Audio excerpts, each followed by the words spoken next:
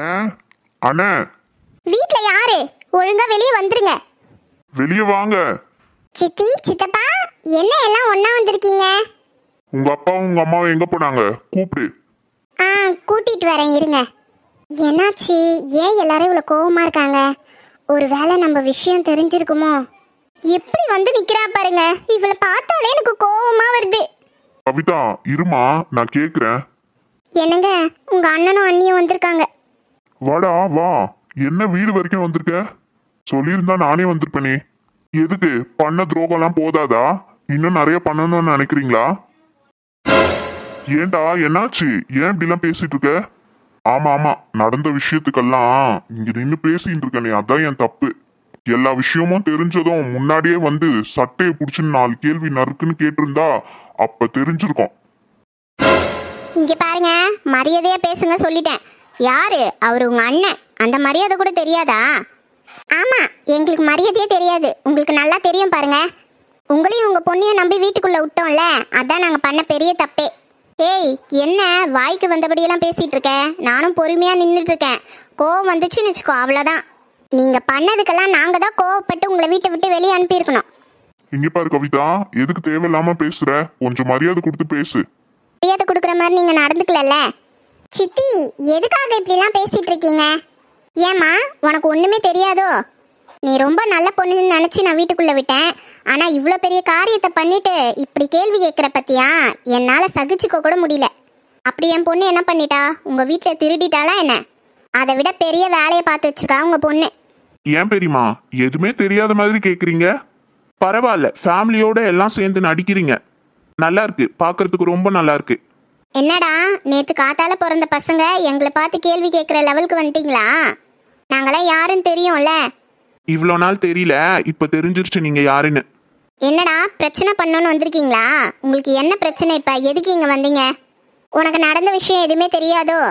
ரொம்ப தான் நடிக்கிற. ஆனா இவ்வளோ நாள் அக்கா அக்கான்னு கூப்பிட்டு இப்போ நீ வா போன்னு சொல்றியா? இதுலேருந்தே தெரியுது உன் யோகி அண்ணன்னு. ஆமாம் ஆமாம், நீங்கள் ரொம்ப நல்லவங்க பாருங்க. எங்களுக்கு பார்த்து வச்சிருந்த மாப்பிள்ளைய அப்படியே நீங்கள் தட்டிட்டு போயிட்டீங்க. குடும்பமே சேர்த்து எவ்வளோ பெரிய ஃப்ராடு வேலையை பண்ணியிருக்கீங்க. என்ன, உண்மையை சொன்னது வாயெல்லாம் பொழந்துக்குச்சு? நாங்களாம் என்ன ஃப்ராடு வேலை பண்ணோம்? ஆமாம், எங்களுக்கு ஒன்றும் தெரியாதுன்னு நினச்சிக்கிட்டீங்களா? எங்கள் அச்சு இந்த நிலைமைக்கு நிற்கிறதுக்கு காரணமே நீங்கள் தான். நல்லா கூடவே இருந்து நல்லா பழகி ஏமாற்றி என் பொண்ணோட வாழ்க்கையை கெடுத்துட்டீங்களே. இங்கே பாரு கவிதா, இதுக்கெல்லாம் நாங்கள் காரணம் இல்லை. அச்சுக்கு பார்த்துருந்த மாப்பிள்ளையோட அம்மாவுக்கு அச்சுவை சுத்தமாக பிடிக்கலையாம். உன் பொண்ணை பிடிக்காம தான் என் பொண்ணு அழகாக இருக்க கண்டு பிடிக்க போய் தான் இங்கே வந்து பொண்ணு கேட்டாங்க. அதை தெரிஞ்சுக்கோ. தெரியும் தெரியும், எல்லா உண்மையும் தெரியும். உனக்கு தெரிஞ்சாலும் தெரியலனாலும் இதுதான் உண்மை. இங்க பாருங்க பெரியமா, சும்மா இதெல்லாம் சொல்லி நடிக்காதீங்க. எங்களுக்கு எல்லா உண்மையும் தெரியும். ஆமா, அச்சுவியும் கிருஷியும் பிரிச்சுட்டு உங்க பொண்ணு தான் அவன் கூட சேர்ந்துருக்கா. இப்ப அவந்திகா ஹெல்ப் பண்றதுனால தான் இந்த அளவுக்கு ஆடிக்கிட்டு இருக்கீங்க. இங்க பாருங்க, தேவையில்லாத யாரும் அவந்திகாவை பத்தி பேச வேணாம். அவளை பத்தி பேசினா உனக்கு ஏன் கோவம் வருது? 1000 தான் இருந்தாலும் நான் அந்த வீட்டுக்கு போக போற மருமக. அவங்க அந்த வீட்டுல இருக்க 2வது மருமக. மரியாதை கொடுத்து பேசுங்க. அதான் உங்களுக்கும் அந்த ஃபேமிலிக்கும் எந்த சம்மந்தமும் இல்லைன்னு ஆயிடுச்சுல்ல. அந்த ஆன்ட்டியும் உங்க பொண்ணை பிடிக்கலன்னு மூஞ்சுக்கு நேரம் சொல்லிட்டாங்கல்ல. தேவையில்லாம எதுக்கு இங்க வந்து சண்டை போட்டுட்டு இருக்கீங்க? ஏச்சி, வாய மூடு. உன் லட்சணம் இதுல இருந்தே தெரியுது. உங்க அம்மா உன்னை ரொம்ப நல்லா வளர்த்துருக்காங்க. இப்படிதான் அடுத்தவங்க குடியை கெடுக்கணும்னு சொல்லி கொடுத்து வளர்த்துருக்காங்களா? ஒரு பொண்ணோட வாழ்க்கையே, அதுவும் உங்க அக்காவோட வாழ்க்கையை கெடுத்துட்டு நிக்கிறியே, நீலாம் ஒரு பொண்ணா? ஏய் கவிதா, தேவையில்லாம பேசாத. என் பொண்ணை பத்தி பேசுறதுக்கு உனக்கு என்ன தகுதி இருக்கு? அவ பிறந்ததும் பணக்கார இடம், வாழ போறதும் வசதியான வீடு. உங்களை மாதிரி நாங்க ஒன்றும் பிச்சைக்காரங்க கிடையாது, அதை தெரிஞ்சுக்கோ. பெரியமா, தேவையில்லாத பேசாதீங்க. எங்ககிட்டயும் பணம் இருக்கு. சும்மா உங்களை மாதிரி தோருக்கு நாங்களாம் பந்தா காட்டி தெரிய மாட்டோம். எங்க அச்சுக்கு ஒரு பதில் சொல்லுங்கன்னு கேட்கறதுக்கு வந்தா பிச்சைக்காரங்க அது இதுன்னு சொல்றீங்க. என் தங்கச்சி வாழ்க்கையை பறிச்ச உங்களெல்லாம் நான் சும்மாவே விட மாட்டேன். ஆமா, இந்த கல்யாணம் எப்படி நடக்குதுன்னு நாங்க பாக்குறோம். நீங்க என்னதான் பண்ணாலும் சரி, இந்த கல்யாணம் நடக்கும். ஆமா, இந்த கல்யாணம் நடந்தே தீரும். என் பொண்ணு ஆசைப்பட்டதை நான் செய்யாம விட்டதே இல்லை. உயிரை கொடுத்தாச்சு இந்த கல்யாணத்தை நடத்தி வைப்பேன். சி, இப்படி சொல்றதுக்கு உனக்கு வெக்கமா இல்ல? உன்னெல்லாம் என் அண்ணன் சொல்லிக்கவே எனக்கு அசிங்கமா இருக்கு. அச்சுவும் உனக்கு பொண்ணு மாதிரி தானே? இவ்வளவு சுயநலமா யோசிக்கிற? உன் பொண்ணு மட்டும் நல்லா இருந்தா போதுமா? இந்த வாழ்க்கை தானா உன் பொண்ணுக்கு அமைச்சதா இருந்தா பரவாயில்ல, எங்களுக்கும் சந்தோஷம்தான். ஆனா ஒரு பொண்ணு கிட்ட இருந்து வாழ்க்கையை பறிச்சு உன் பொண்ணுக்கு வாழ்க்கை கொடுக்கணும்னு நினைக்கிறியே, நீலாம் ஒரு நல்ல அப்பன் வெளியே சொல்லிக்காத. சித்தப்பா, தேவையில்லாத வார்த்தையெல்லாம் விடாதீங்க. உங்க பொண்ணு அந்த வீட்டுக்கு மருமகளா போக அவங்க யாருக்கும் விருப்பம் இல்ல. விருப்பம் இல்லாத பொண்ணை தலையில கட்டணும்னு நினைக்கிறீங்க, பணத்துக்காக தானே? அதே உன் புத்தி. பணக்கார சம்பந்தம் பிடிச்சிக்கலான்னு நீ தான் பிடிச்சி தொங்கிட்டு இருக்க. எங்களுக்கு அந்த அவசியம்லாம் கிடையாது. என் பொண்ணும் அந்த பையனும் லவ் பண்ணாங்கன்னு சொல்லிட்டு தான் நாங்கள் இதுக்கு ஒத்துக்கணும். உன்ன மாதிரி பணத்துக்காகலாம் நாங்கள் போய் அடுத்தவங்கள வாழ்க்கையை பிரிச்சுட்டு நாங்கள் போய் சேர்ந்துக்கல. போதும் சித்தி, நான் ஒன்றும் அவளை பிரிச்சுட்டுலாம் சேரல. அவங்களுக்கு பிடிக்கல, பிரிஞ்சுட்டாங்க. எல்லா படியும் தூக்கி என் மேலே போடாதீங்க. இன்னொரு விஷயம், அந்த ஆன்ட்டியா வீடு தேடிட்டு வந்து தான் என்னை பொண்ணு கேட்டாங்க.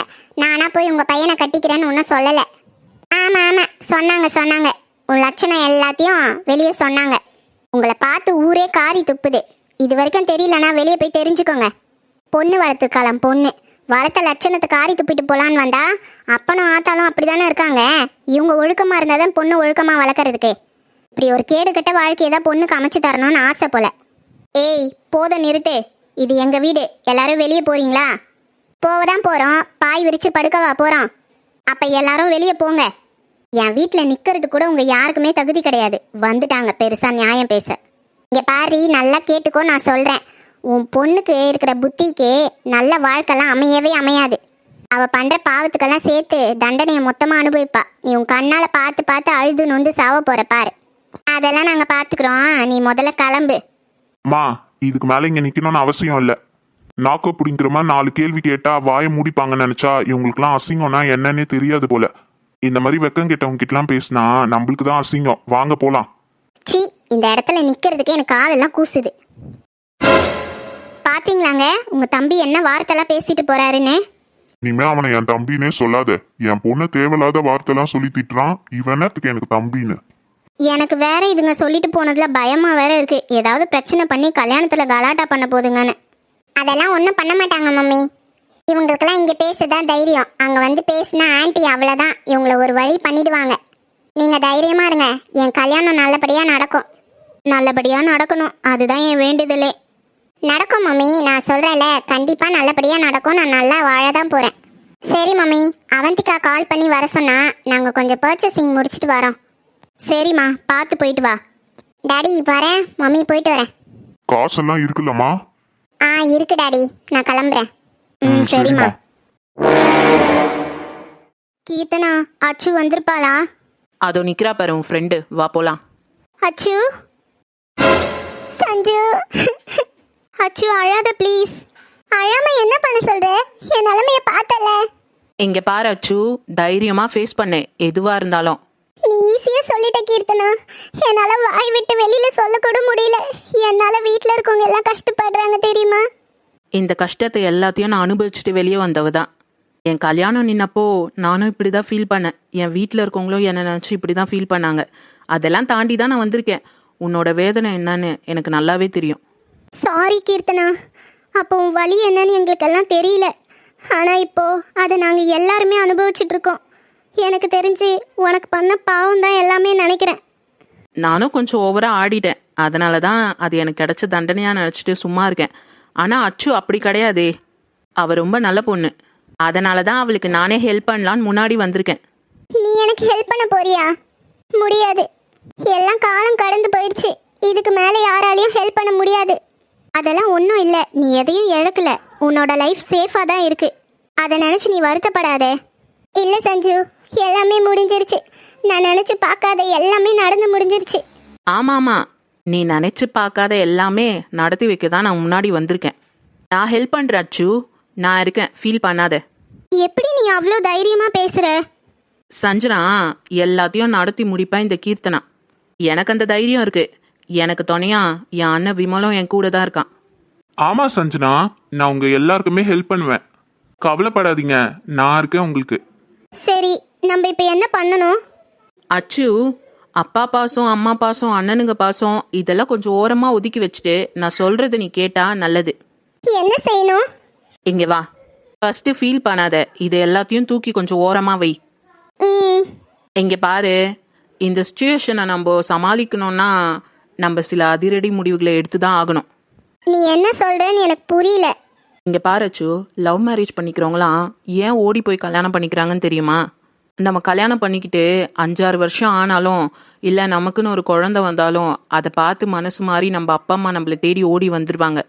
ஆனால் நம்ம லவ் பண்ணுற பையனையோ பொண்ணையோ மிஸ் பண்ணிட்டோன்னா 5 வருஷம் 6 வருஷம்லாம் ஆனால் அவங்க வேற ஒருத்தரை கல்யாணம் பண்ணிட்டு வேற எங்கேயோ இருப்பாங்க. சில பேர் காதலை மறக்க முடியாமல் தற்கொலை பண்ணுறதுக்கும் வாய்ப்பு இருக்குது. இது எல்லாமே நான் சொல்கிறது நல்ல பையனையோ நல்ல பொண்ணையோ லவ் பண்ணுறவங்களுக்கு மட்டும்தான். தப்பான பையனையோ பொண்ணையோ லவ் பண்ணுறவங்க பேரண்ட்ஸ் சொல்கிறது கேட்குறது தான் நல்லது. ஆனால் கிறிஷ் அப்படி கிடையாது, ரொம்ப நல்ல பையன். கிறிஷை கல்யாணம் பண்ணுற பொண்ணு ரொம்ப கொடுத்து வச்சவ, நல்லா பார்த்துப்பான். இப்போ நீ என்ன சொல்ல வர? எனக்கு தெளிவாக சொல்லு ப்ளீஸ். அச்சோ, ஆல்ரெடி உங்களுக்கு நிச்சயதார்த்தம்லாம் முடிஞ்ச லெவலில் தானே இருக்குது. என்கேஜ்மெண்ட்லாம் முடியல, ஆனால் என்கேஜ்மெண்ட்க்கு டேட் எல்லாம் ஃபிக்ஸ் பண்ணியாச்சு. அது தெரியும், அவங்க வீட்டில இருந்து வந்து பூவெல்லாம் வச்சுட்டு போயிட்டாங்கல்ல. பூ வச்சாலே நீ கால் வசி அவனுக்கு சொந்தமாயிட்டேன்னு அர்த்தம். அது மட்டும் இல்லை, அவன் மனசு ஃபுல்லாக நீ தான் இருக்க. அவன் நினப்பில் நீ தான் அவனுக்கு பொண்டாட்டி. அப்புறம் இன்னொரு பொண்ணு அவன் எப்படி கல்யாணம் பண்ணிட்டு சந்தோஷமா இருப்பான் சொல்லு? அது மட்டும் இல்லை, நீ வேற ஒரு பையனை கல்யாணம் பண்ணிப்பியா? நான் செத்தாலும் எனக்கு அது நடக்காது. அதை தான் சொல்லிட்டு இருக்கேன். விருப்பமே இல்லாத பொண்ணை கல்யாணம் பண்ணிக்கிட்டு அவன் எப்படி சந்தோஷமா வாழ முடியும்னு சொல்லு? நான் சொல்கிறேன், தப்பா நினச்சிக்காத. 1000 தான் வைஷு உன் தங்கச்சியாக இருந்தாலும் அவந்திக்கால கொஞ்சம் கூட குறைச்சல் இல்லை. உன் தங்கச்சி அவ்வளோ விஷம். எவ்வளோ பெரிய வேலையை பார்த்து வச்சிருக்கா பாரு. உங்கள் 2 பேரையும் பிரித்ததே அவ தான், தெரியுமா? தெரியும். தெரிஞ்சும் நீ சும்மாவே இருக்க பாரு, அதுதான் என்னால் தாங்கிக்க முடியல. சரி, அதெல்லாம் போட்டோம். இதுக்கு மேலே அவங்க வீட்டில் பேசி அத்தை கல்யாணத்துக்கு ஒத்துப்பாங்கன்ற நம்பிக்கைலாம் எனக்கு இல்லை. நீ கிறிஷை கல்யாணம் பண்ணிக்கிட்டா உங்கள் வீட்டில் இப்போதைக்கு கோவப்படுவாங்க, ஆனால் போக போக உன்னை ஏற்றுப்பாங்க. எங்கள் அத்தைக்கு பிடிக்குதோ பிடிக்கலையோ, நீ கிறிஷை கல்யாணம் பண்ணிக்கிட்டா அந்த வீட்டோட மருமகளாயிடுவ. அங்கே போய் வாழ்ந்து தான் ஆகணும். ஸோ அவன் லைஃப்பை காப்பாற்றுறதும் உன் லைஃப்பை காப்பாற்றிக்கிறதும் நீ எடுக்க போகிற ஒத்த முடிவில் தான் இருக்குது. கீர்த்தனா, நீ சொல்கிறது எனக்கு நல்லா புரிஞ்சிருச்சு. நீ சொல்கிற பாயிண்ட் 100% கரெக்டு. ஏன் இப்படிலாம் சொல்கிற? அப்போது வீட்டில் தப்பாக நினச்சிக்க மாட்டாங்களா? லூசு, உங்கள் வீட்டில் ஆல்ரெடி ஒத்துக்கிட்டாங்க தானே. இப்போ லைட்டாக கொஞ்சம் கோவம் இருக்கும், போக போக அவங்களும் ஏற்றுப்பாங்க. உனக்கு பிடிச்ச வாழ்க்கையை தானே நீ தேடிக்கிற, அப்புறம் என்ன? அதான் நாங்களாம் இருக்கோம்ல, நாங்கள் பார்த்துக்குறோம், நீ கவலைப்படாத. சஞ்சனா, அப்புறம் என்ன? உன் ஃப்ரெண்டே சொல்கிறா, இதுக்கப்புறம் ஏன் பயப்படுற? இங்கே பாரு, நான் அடித்து சொல்லுவேன், அந்த வீட்டுக்கு போனால் அவந்திகா அத்தையை தவிர உனக்கு எல்லாமே சப்போர்ட் பண்ணுவாங்க. போக போக அத்தையோட மனசையும் மாற்றி நீயும் அங்கேயே செட்டில் ஆயிடலாம், கவலையே படாத. ஆனால் அவந்திகாவை நினச்சா பயமாக இருக்கு. நீ அந்த பொடிசுக்கு பயப்படுற பத்தியா? அதான் எனக்கு சிரிப்பாக வருது. அவெல்லாம் ஒரு ஆளே இல்லை தெரியுமா? என்னை பார்த்தாலே பயந்து நடுங்குவா. நான் தான் உனக்கு ஹெல்ப் பண்ணுறேன்னு தெரிஞ்சா உன் பக்கம் கூட வரமாட்டா. ஆனால் நீங்கள் சொல்கிறதுல கிறிஷுக்கும் விருப்பம் இருக்கணும்ல. அச்சு, நீ கவலையே படாத. அண்ணன் உன்னை பிரிய முடியாமல் சோகத்தில் எப்படி இருக்கான்னு தெரியுமா? கண்டிப்பாக இதுக்கு ஒத்துக்குவான். அவனுக்கு நீனா உயிர், உனக்காக என்ன வேணாலும் பண்ணுவான். நான், ரகு அண்ணா, அனிதா அண்ணி, ஐஷு அக்கா, அர்ஜுன் மாமா எல்லாருமே உனக்கு சப்போர்ட்டிவாக தான் இருப்போம். இத்தனை பேர் உனக்கு சப்போர்ட்டாக இருக்கும் போது நீ எதுக்கு பயப்படுற? கீர்த்தனா சொல்கிறதுக்கு ஓகே சொல்லு. நீ சொல்கிறதுக்கு நான் சம்மதிக்கிறேன். ஆனால் இங்கே பாரு, நான் சொன்னதுக்கு உனக்கு ஓகே இல்லை, மீதி பிளான் எல்லாம் நாங்கள் பார்த்துக்குறோம். நீ என்ன பண்ணணும்னு மட்டும் நாங்கள் சொல்கிறோம், அப்போ மட்டும் நீ வந்தால் போதும். மற்ற ஏற்பாடு எல்லாமே நான் பார்த்துக்கிறேன். உன் கல்யாணம் லீகலாக நடக்கும், புரியுதா? அதை பற்றி ஒன்றும் கவலைப்படாத. ரொம்ப தேங்க்ஸ் கீர்த்தனா. உன்னை ஃபஸ்ட்டெல்லாம் எனக்கு பிடிக்கவே பிடிக்காது. ஆனால் நீ எனக்காக ஹெல்ப் பண்ண இறங்கி வந்த பத்தியா, ரொம்ப தேங்க்ஸ். உன்னால தான் எனக்கு என் லைஃபே திருப்பி கிடைக்க போகுது. அச்சு, நீ என் நிலமையில இருக்க, அதனால தான் உன்னை பார்த்து எனக்கு ரொம்ப பாவமாயிடுச்சு. உனக்கு ஹெல்ப் பண்ணணும்னு தோணுச்சு. அது மட்டும் இல்லை, நார்மலாக இந்த கல்யாணம் நின்று இருந்தா நான் என் வழியை பார்த்து போயிட்டே இருந்திருப்பேன். அவந்திகா சூழ்ச்சி பண்ணி இந்த கல்யாணத்தை நிறுத்தினா பத்தியா, அதுதான் எனக்கு கோவமே. கவலைப்படாத, இனிமே இந்த கீர்த்தனா இருக்கேன். அவன் உன் பக்கம் கூட தலை வச்சு படுக்க மாட்டா, நான் பார்த்துக்கிறேன். ரொம்ப தேங்க்ஸ் கீர்த்தனா. சரி, அதெல்லாம் விடுங்க. இப்போ நான் ஒரு பிளான் சொல்கிறேன், அதுபடி எல்லாரும் கரெக்டாக நடந்துக்கோங்க. அப்போ தான் இந்த கல்யாணத்தை எந்த ரிஸ்க்கும் இல்லாமல் முடிக்க முடியும், ஓகேவா? ஓகே, எல்லாமே வாங்கியாச்சு. இனிமே யோசிக்கணும் என்ன மறந்துட்டோன்னு. என்ன வந்தாலும் என்கிட்ட சொல்லு வைஷு, மாலை எனக்கு பர்ச்சேஸ் பண்ணிட்டு வந்து தரேன். கல்யாணம் கிட்ட நெருங்கிடுச்சுல, கல்யாண பொண்ணெல்லாம் வெளில வரக்கூடாது. சரி சரி, ஏதாவது வேணும்னா நானே கால் பண்ணுறேன். எனக்கு சிம்பிளாக கல்யாணம் நடக்க போது. எனக்கே இப்படி மாஞ்சி மாஞ்சி பர்ச்சேசிங் போயிட்டுருக்கேன் ஒரு வாரமாக. கிராண்டாக கல்யாணம் பண்ணுறவங்களாம் எப்படி பர்ச்சேஸ் பண்ணுவாங்க பத்தியா? ஆமாம் ஆமாம், நீ சொல்கிறது எல்லாமே கரெக்டு தான். என் கல்யாணத்துக்கெல்லாம் பர்ச்சேசிங் எத்தனை நாள் போகணும் தெரியுமா?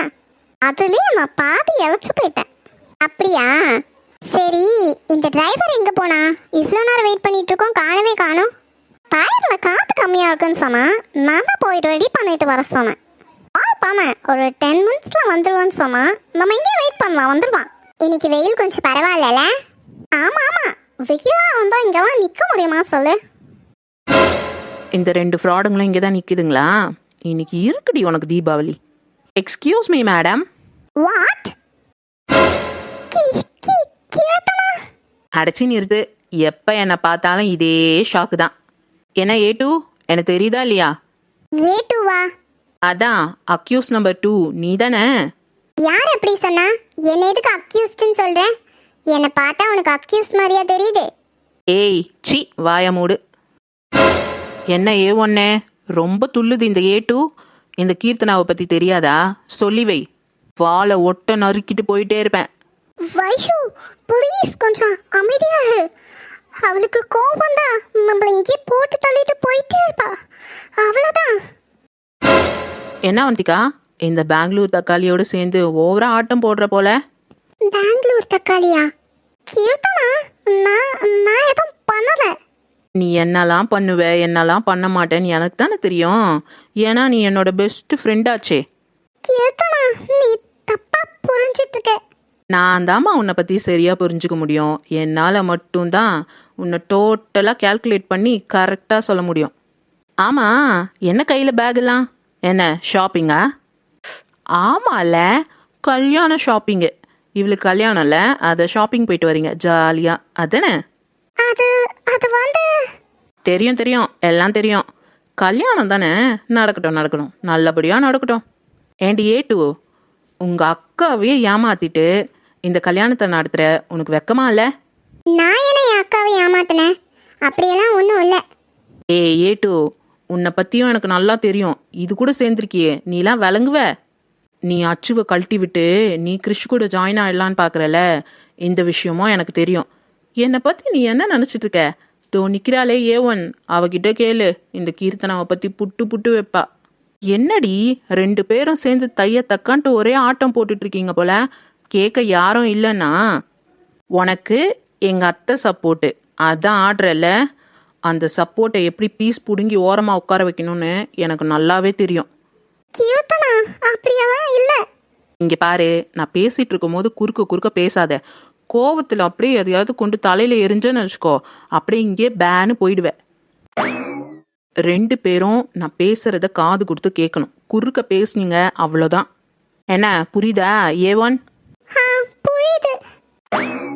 என்ன நடிப்புக்காரிடி நீ.